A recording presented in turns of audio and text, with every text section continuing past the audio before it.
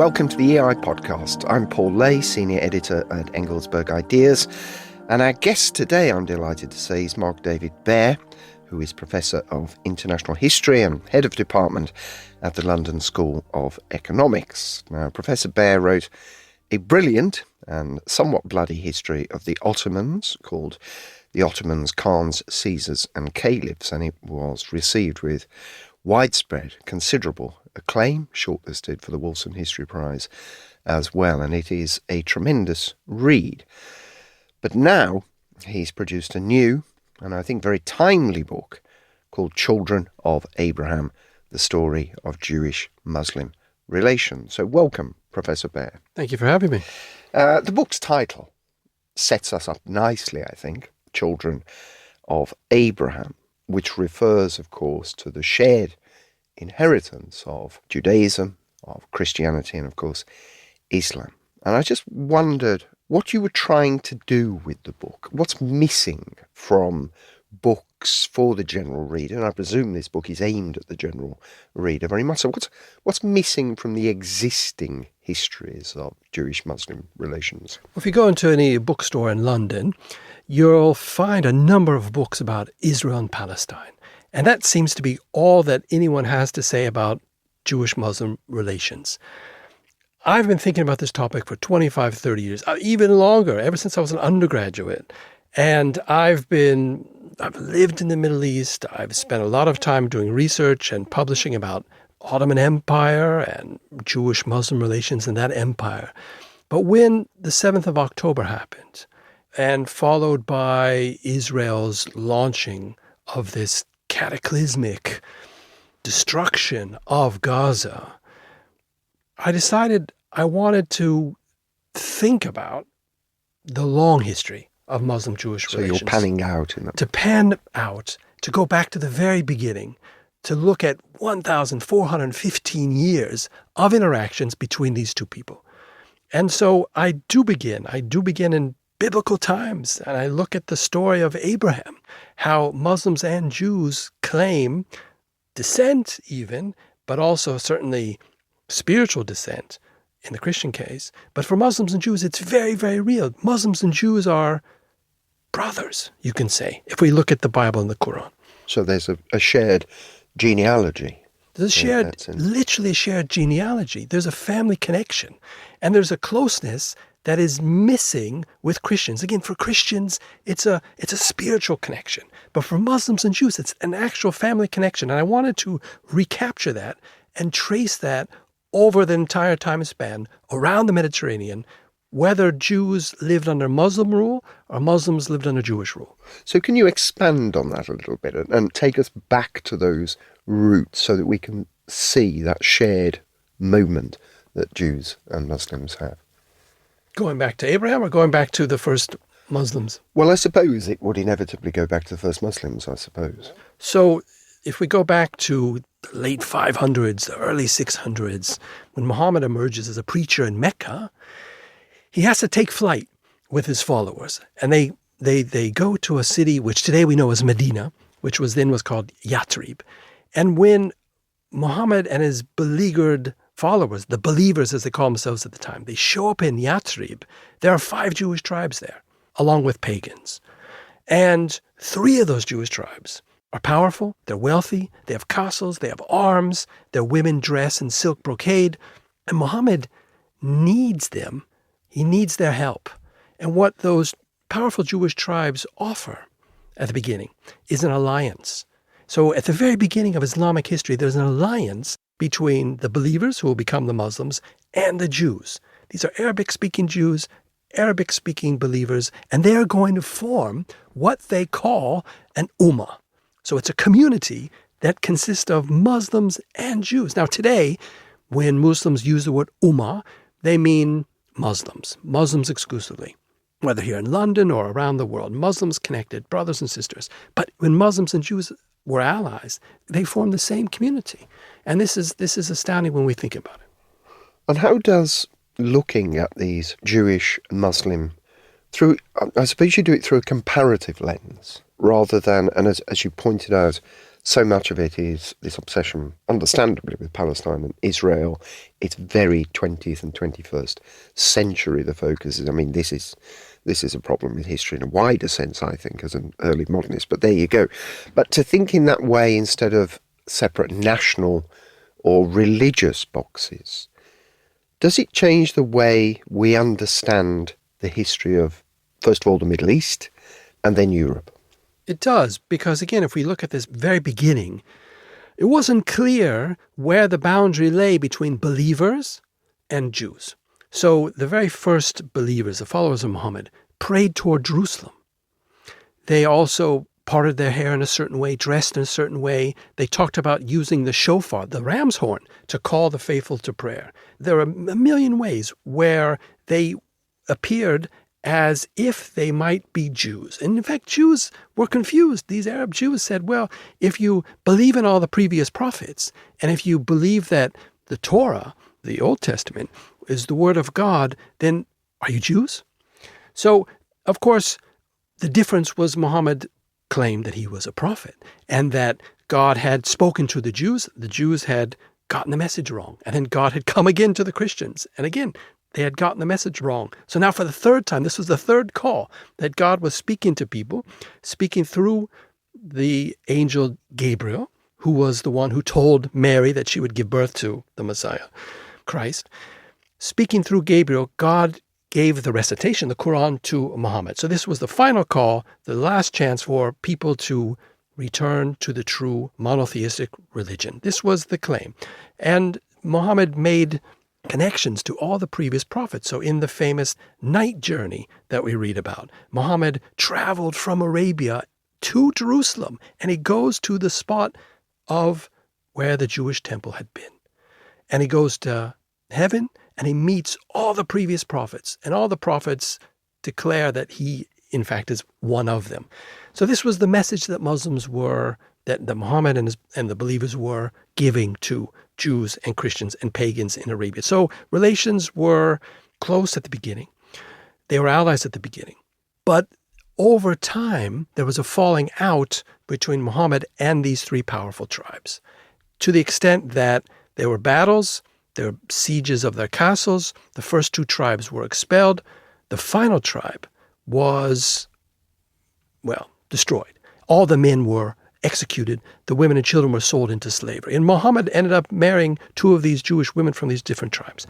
The point is that relations began incredibly close. Relations continued to be intimate, but there was this falling out that ended in violence. And this brings us up to today. So when we look back at the past, there are those who will look back at that first ummah and say, look, Muslims and Jews, they are brothers, they got along together, they were allies. Let's think about that, and let's work towards those kind of relations today. But then there's other people who say, now wait a minute, Muhammad personally executed hundreds of Jewish men in the marketplace of Medina, and that's the course that Islamic history has taken. Jews and Muslims have always been at loggerheads, and we see that again today with Hamas and Israel fighting. So we look at history, we look at what happened, and people pick and choose from the facts, and they build their myths of relations. And they create a narrative from that suits their purposes, presumably.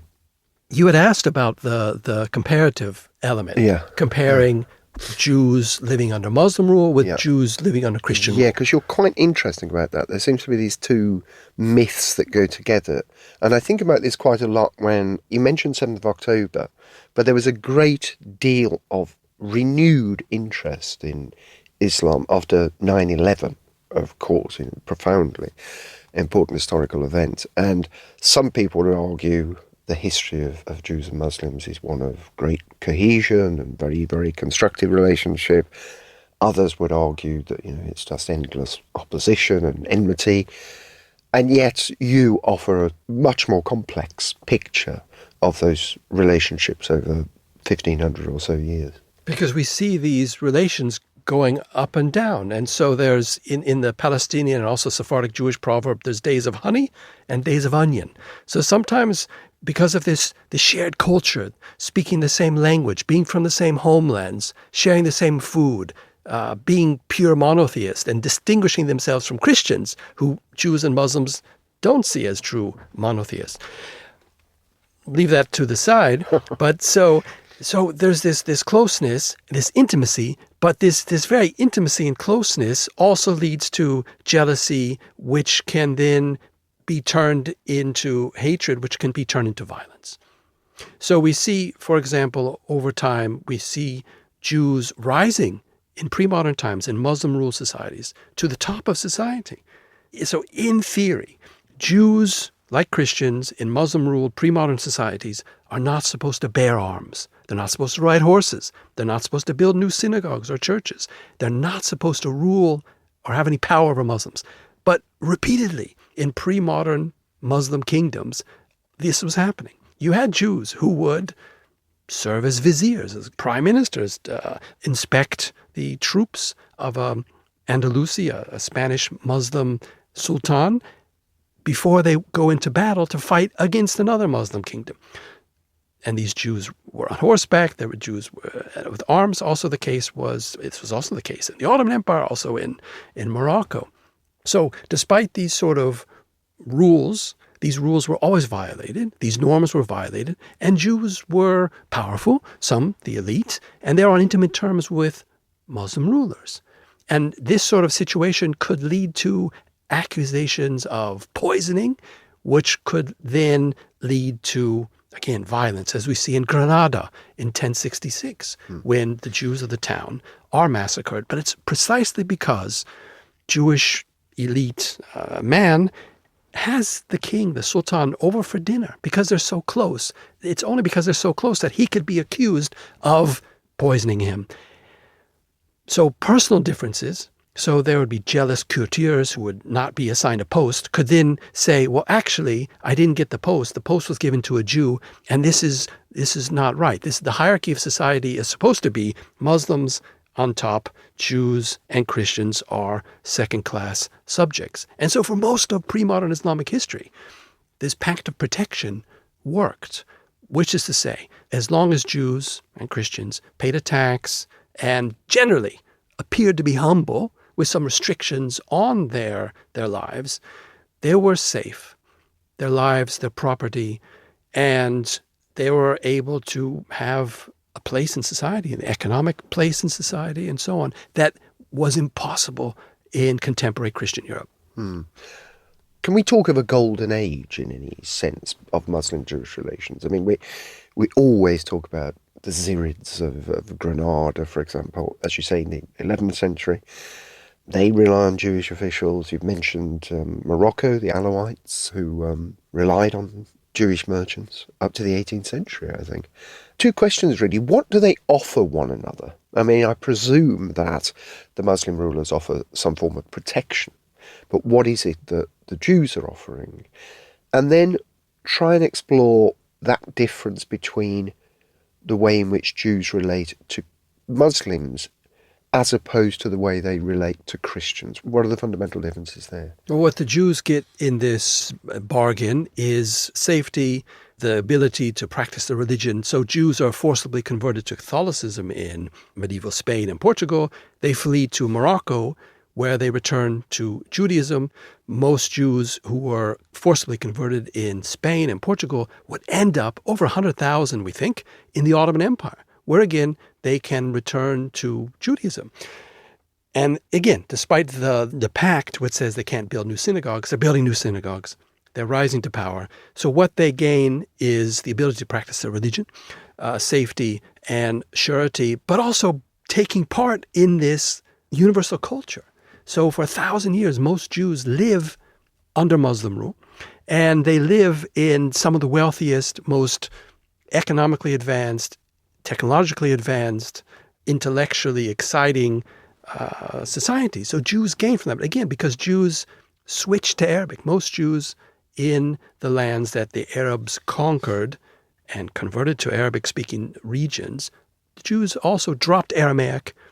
They kept Hebrew, obviously, as their learned language, the language of prayer, but they switched to Arabic. And speaking Arabic meant that it wasn't only that they could communicate in the market, and they made business partnerships and would trust each other, trust Muslims in these business partnerships, setting sail from Tunisia, going all the way to India, right, with their Muslim partners. But that wasn't it only. Intellectuals were able to engage and learn, absorb all of the ancient learning that had been translated into Arabic, partly through, Arabic-speaking Jewish scholars. They were able to engage in all the greatest learning in history, really, from the Western world. And then some of the greatest Jewish books of philosophy, but also of linguistics and study of the Torah and study of Judaism were written in Arabic. So Jews gain in all these different ways. Muslims gain the allegiance of a loyal ally.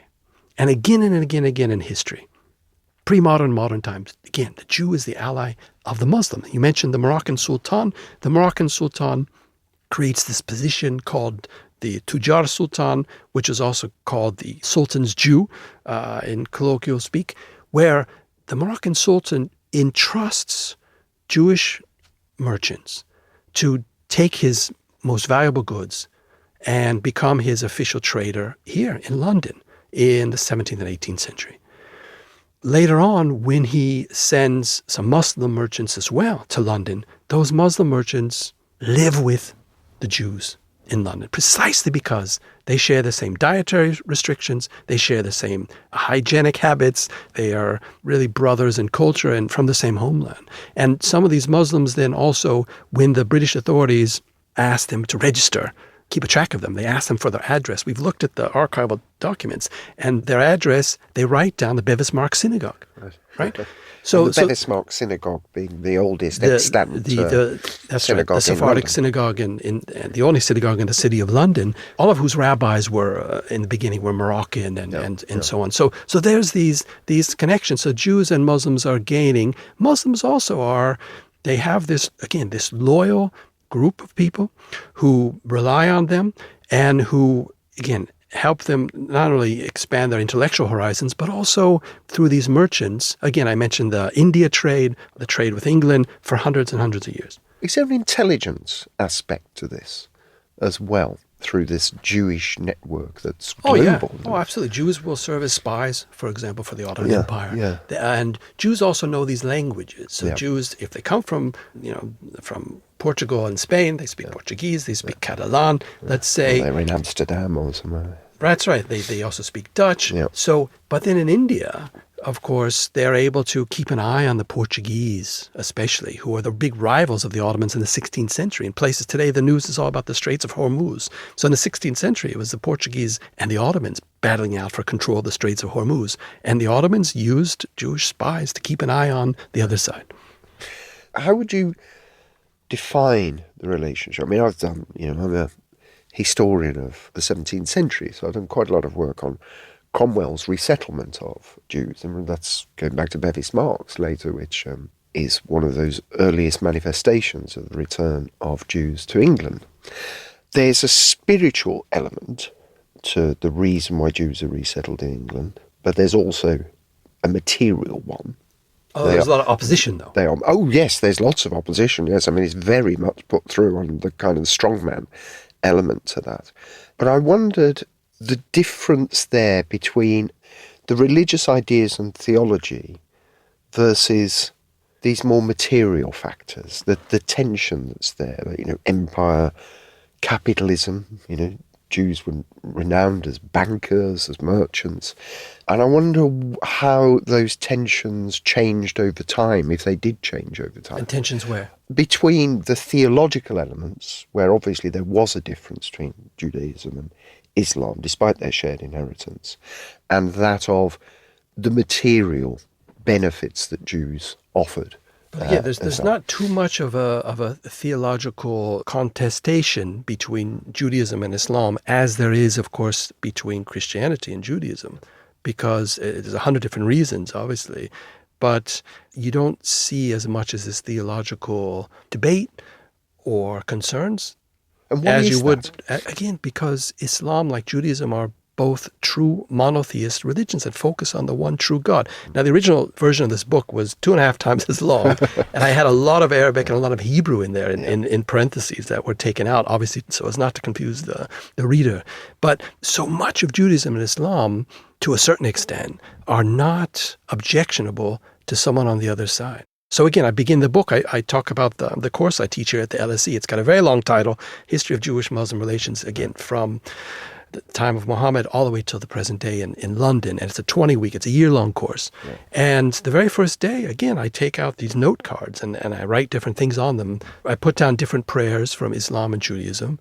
And I ask students, okay, which religion is, of course, they're in English, which religion is this? And the students often are confused because until you mention Muhammad, obviously, as the messenger of God, it's just about one God. So I'll give you another example of this. So in the book, in one chapter, I talk about the medieval Jewish Khazar Turkish kingdom. And not too long ago, a coin was found. And this coin looks like an Abbasid, sort of early Islamic caliphal coin, because it says, in Arabic, it says, there is no God but God. So that's how it begins. And then it says, and Moses is the prophet of God instead of Muhammad. So again, this is the thing. So either Jews or Muslims could say, there's no God but God. That's the Islamic formulation. But I'm Jewish. I could say there's no God but God, and that doesn't violate any of my concepts. So this closeness is something I explore in the book, and there's many, many examples. And Christianity is fundamentally different. Absolutely. And can you just point that out for those who are less theologically sophisticated? You don't have to be sophisticated. It's not a complicated idea at all. But again, Judaism and Islam, Jews and worship God directly. And there's no intercessor, mediator between God and humans. Whereas Christians, of course, have this figure of Jesus, who is both man and God. Obviously, Christians differ on the precise nature. And not only that, but also in Islam and Judaism, you don't need a class of priests to intercede either. So any man in Orthodox Judaism, Orthodox Islam, can be the prayer leader, so long as they're, of a certain age and knowledgeable and mentally sound and so on. So you don't need even men to come between man and God. So these are just basic differences. Yeah. Now, as I mentioned earlier, your work, both your scholarly work and stuff for the general reader, is focused on the Ottoman and the post-Ottoman worlds. Obviously, there's the great change with the conquest of Constantinople in 1453. How significant is that an event in Muslim-Jewish relations? It certainly is. Earlier I mentioned how 100,000 or so Jews persecuted in Western Europe fled and settled in the Ottoman Empire. And because of this, since that time, it's been almost, 600 years, Jews have written ecstatically about Muslims as their savior. And in those days, 15th, 16th, 17th century, they wrote about the Ottoman Sultan in messianic terms, in biblical terms, saying not that Turks are great people, but Turks have no agency. But God, working through the Ottomans, used them as the rod of God. That's a phrase from a chronicle. Used Turks as a rod of God to beat their Christian enemies and to save them. But again, we were talking earlier about myths. So this is all true. This is all real. So Jews did take refuge in the Ottoman Empire. They did write ecstatically about the Ottomans. They were saved by the Ottomans. In the empire, the elite rose to positions at court and, again, were very important allies of the Ottomans. This is all true. But now the question is, what do we do today? How do we talk about that? So there's really a very one-sided conversation about this, and people tend not to look at the flip side, which is when relationships worsened. And in fact, in the book, the most horrible scene of violence against a Jewish woman and her son takes place in the Ottoman Empire, not in modern times. And this is important to point out. And I talk about how Muslims in the Ottoman Empire perceive Jews. So Jews perceived Muslims in just, again, ecstatic terms as their saviors and so on. Muslims didn't see things the same way. Muslims continued with earlier pre-modern ideas about Jews being loyal, sure, but potentially dangerous because they might lord it over Muslims. They might get too much power, and if they get too much power, they'll have to be put back in their place. So as a historian, I have to talk about all of this together. And again, this is not what people usually talk about when they talk about the Ottomans. They only talk about the Golden Age aspect, which is an exaggeration based on truths. But if we're going to try to understand the history of Muslim-Jewish relations, we can't just talk about the persecution and the violence. We also can't just talk about when Muslims saved Jews either. Mm. And the decline of the Ottoman Empire is a long process. How did that affect Jewish-Muslim relations? Did it deteriorate? What were the stresses there? What were the ruptures that took place during that period of decline? Actually, relations between Jews and Muslims in the Ottoman Empire, on the whole, and the Ottoman Empire was an empire ruled by a Muslim sultan, were better than relations between Muslims and Jews in the modern secular nation-state of Turkey. So Jews did not face violence from the regime in the Ottoman Empire. Jews have faced many episodes of persecution in the Turkish Republic in the 1920s, 30s, and 40s especially. So this is something that people don't really want to think about because they think that, well, modern times are more tolerant, enlightened, advanced. Secularism is better than theological rule. I'm not making either comparison, but I'm just saying as a historian, Jews didn't face violence until the empire ended and they were faced with a homogenizing, racist, race-based nationalist republic that only had room for people accepted as Turks and had no room for people like Jews.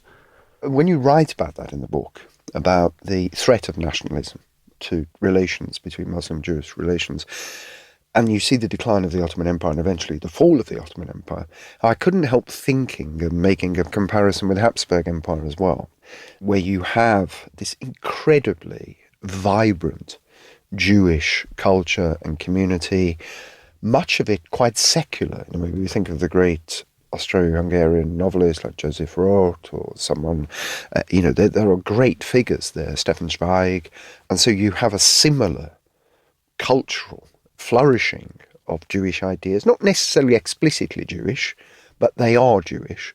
And I wonder if there is something, this is very unfashionable, to think that's beneficial about empires when it comes to minorities, including Jews. Well, certainly there's a difference between a cosmopolitan empire, which is made up of hundreds of ethnicities, nationalities, language groups. There's a big difference between that and a nation state like Turkey, say, which only allows one language, Turkish, to be taught in schools and only allows one mode of being, a secular nationalist mode of being in the 1920s, 30s, and 40s that has zero room for no tolerance of difference whatsoever. These empires are empires of difference.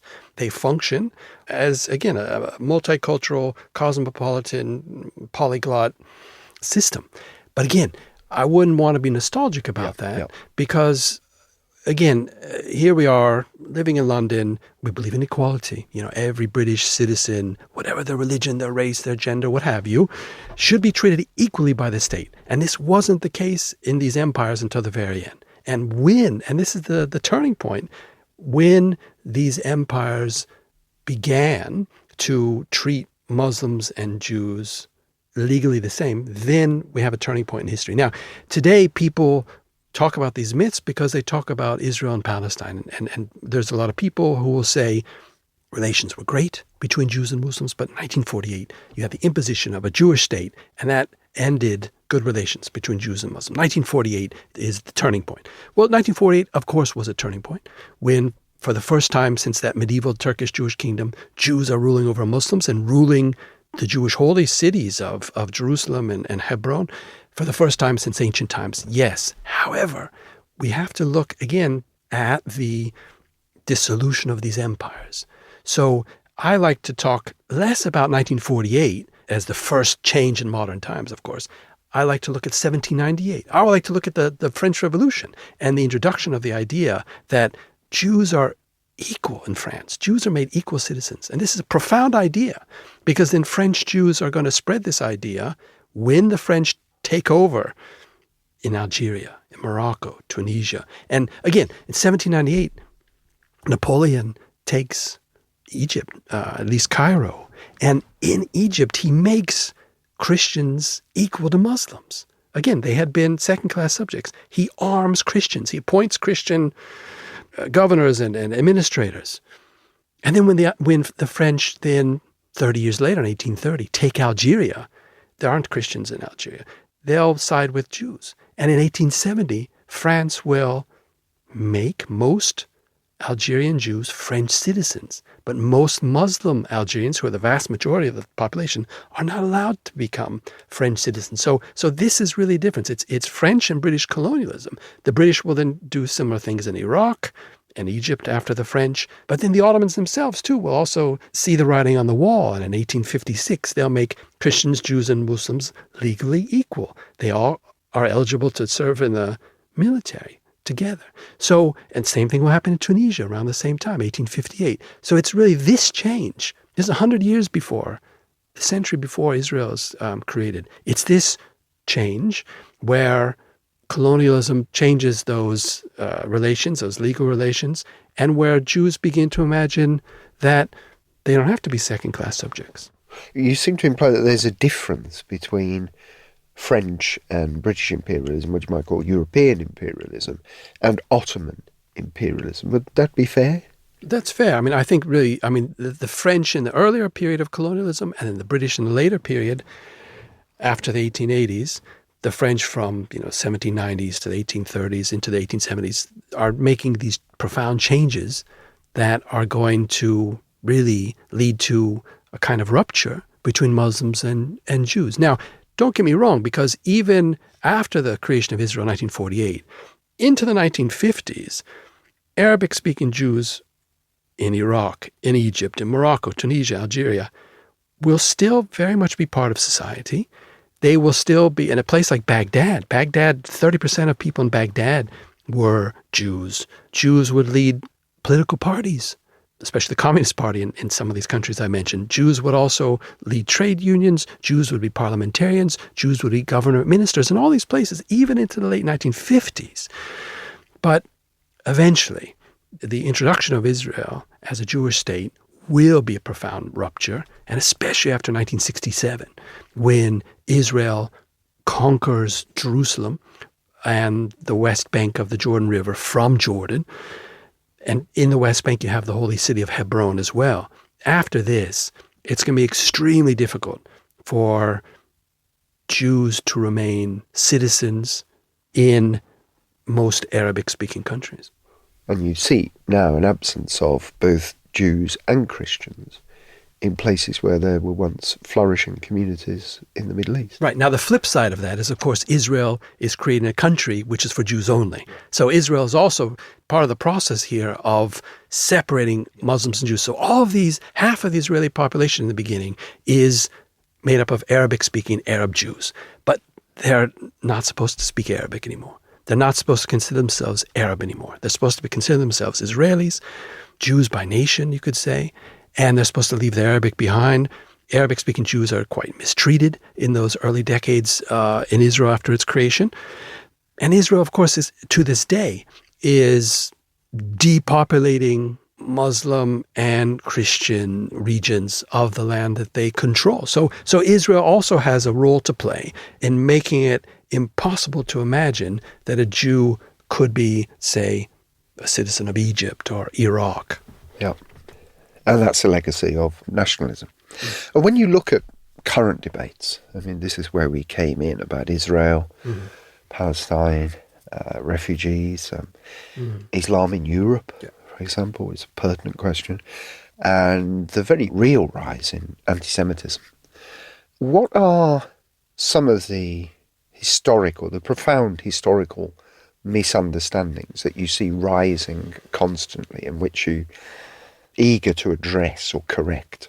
Well, again, it's up to us to choose which stories we tell. I mean, the subtitle of the book is The Story of Jewish-Muslim Relations. There's actually a lot of different stories. Yeah. We could talk about what's happening today in London in different ways as well. So recently, a Somali Muslim went on a rampage in Golders Green, which is a Jewish neighborhood. It's where I do my kosher shopping, and wounded 2 men, but tried to wound another of them. This is a Somali Muslim man.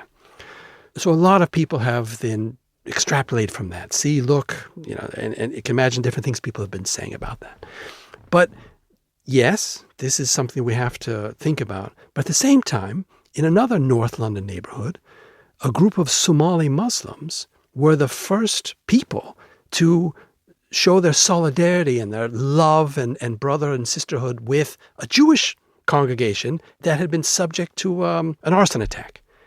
And that's precisely because, and this is a historical lesson, that's precisely because those Jews, that Jewish congregation, that synagogue, when that Somali Muslim congregation had its house of worship firebombed, and they needed a place to worship, and they needed a place to congregate, they went to the synagogue. And that synagogue community allowed them for months to pray in their synagogue. So this is the thing. So when Jews and Muslims know each other, when they have relations with each other, then we can see this kind of solidarity when we face common enemies.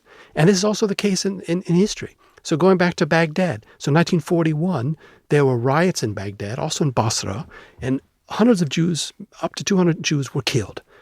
Now, at the same time, hundreds of other Jews were saved. And the Jews that were saved from the rampaging mob were those Jews who had Muslim neighbors, Muslim business associates, Muslim friends. And we see the same thing happening throughout history. So that's why I always want to talk about those intimate relations, and I always want to promote friendship and understanding between Muslims and Jews, especially when we face the same common enemies. Now, it may not seem such a big deal to all listeners, but every single year there are moves to ban circumcision in this country. Now, this is something that Muslims and Jews, this is something we do. But every year there are people who want to get it. Now, I'm all for regulating it, of course, but to ban it, this is something that this is quite frightening for Muslims and Jews. So every year, imams and rabbis get together and they fight against this.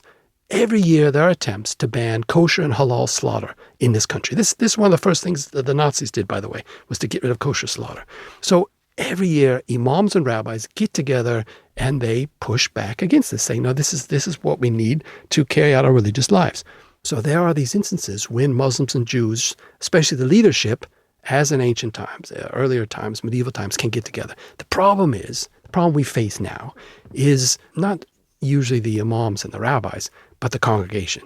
So it's the rest of the people in the synagogue, in the mosque, who may hate Jews or Muslims, or may have fears about them, or may believe in conspiracy theories about them. That's the problem we have, is just your average Muslim or Jew needs to, I think, my belief is, interact with the other group and see what we have in common. Now, we're going to differ. We're going to differ on things such as Palestine, Israel. There will be differences. However, we look for those commonalities as British people here, and I think that's where the solution lies. And again, there are groups, like-minded Jews and Muslims. There's a women's group where, again, they have their differences, their political differences, but as women, Jewish and Muslim women of faith, they gather, they get together, and they find common cause. We've talked about British and French imperialism there. I wonder if both have faced the challenges of a multicultural society, France and Britain. They deal with it in very different ways. With France's laïcité, it's much more secular. The burqa is banned, for example, face coverings. Britain has historically taken a more tolerant view of that, a much less interventionist view. Is there an approach that you approve of more than the other? I don't know. I mean, I'm originally from the U.S., which is more like the UK, which is more live and let live, whereas France, of course, is more has a monocultural approach, saying this is the way to be French, and you have to side with it. I spent many years living in Germany, and Germany is also closer to the French model in many ways. There's less tolerance for difference in a place like Germany. I'm not going to advocate any one particular one. What is needed, really, honestly, living in London, what is needed is it for both sides of the debate over Israel-Palestine. Both sides need to see the trauma and the suffering of the other side. But that's not something we get today in London. You'll have people who will only speak about the victims of one group, and then the other side will only speak about the victims of the other group. But to me, and I mentioned this in the book, I mean, a child being killed is a tragedy, no matter the nationality or religion of that child. And so it's only if we have this human view will we be able to get past our political differences today. And so when our listeners finish reading Children of Abraham, and they ask themselves, what should I do differently with the knowledge you've imparted? I mean, what would you suggest in the way that they talk, they vote, they engage with their neighbours? I mean, what would you hope your answer to them would be? Well, one thing is to turn off your social media and to go talk to your neighbor. Of course, that's easier said than done sometimes. But one thing is to not fall for these myths. You know, the myth that relations were always beautiful, harmonious. Don't fall for that. Also, don't fall for the myth that relations between Muslim Jews were always antagonistic and violent. So when you hear politicians, when you hear neighbors talking about that, this book will provide knowledge that, well, actually, no, it's a much wider spectrum of relations than simply violence or utopian visions. It's more complicated than that. Always the message of history, I think. Always. Well, thank you, Marc David Baer. Marc's book, Children of Abraham, The Story of Jewish-Muslim Relations, is available. It's published by Profile, and it's highly recommended. Very pertinent, and there's great resonance there. So thank you, Professor Baer. Thank you for the very conversation. Much. Appreciate it.